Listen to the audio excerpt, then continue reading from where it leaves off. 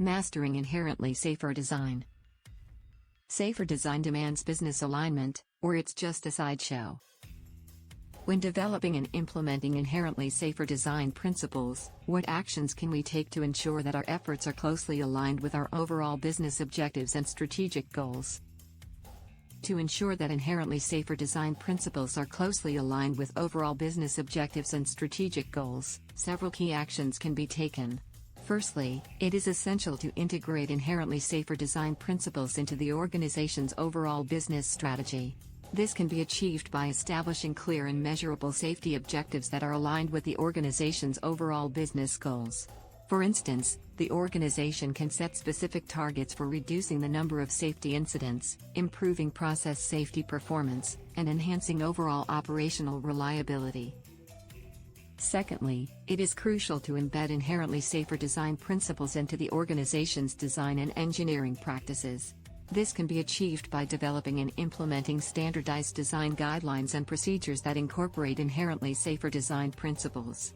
For example, the organization can develop a design philosophy that emphasizes the use of passive safety features, simplification of processes, and limitation of chemicals and energy sources. Additionally, the organization can establish a peer review process to ensure that all designs are reviewed and approved by a competent authority before implementation. Thirdly, it is vital to ensure that all stakeholders, including design engineers, operators, and maintenance personnel, are trained and competent in inherently safer design principles. This can be achieved by providing regular training and awareness programs that emphasize the importance of inherently safer design principles and how they can be applied in practice. Furthermore, the organization can establish a mentorship program where experienced designers and engineers can guide and support less experienced staff in the application of inherently safer design principles.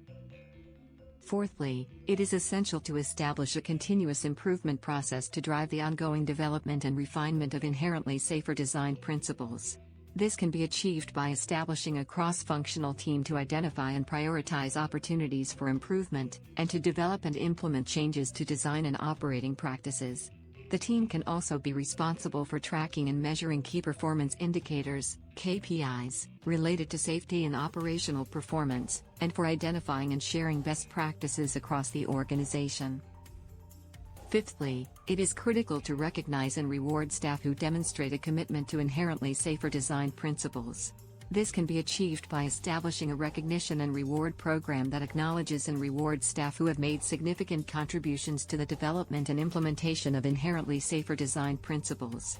Additionally, the organization can establish a safety-first culture that encourages and empowers staff to speak up and report any safety concerns or incidents. Lastly, it is essential to establish a robust governance framework to oversee and monitor the implementation of inherently safer design principles. This can be achieved by establishing a governance committee comprising senior leaders and subject matter experts who can provide strategic guidance and oversight of the organization's safety and operational performance. The committee can also be responsible for monitoring and reviewing KPIs related to safety and operational performance, and for identifying and addressing any safety and operational risks.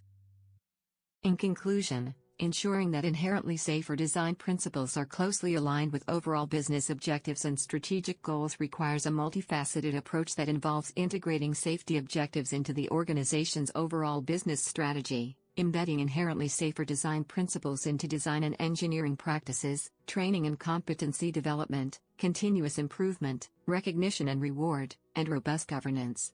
By taking these actions, organizations can ensure that their efforts to implement inherently safer design principles are closely aligned with their overall business objectives and strategic goals.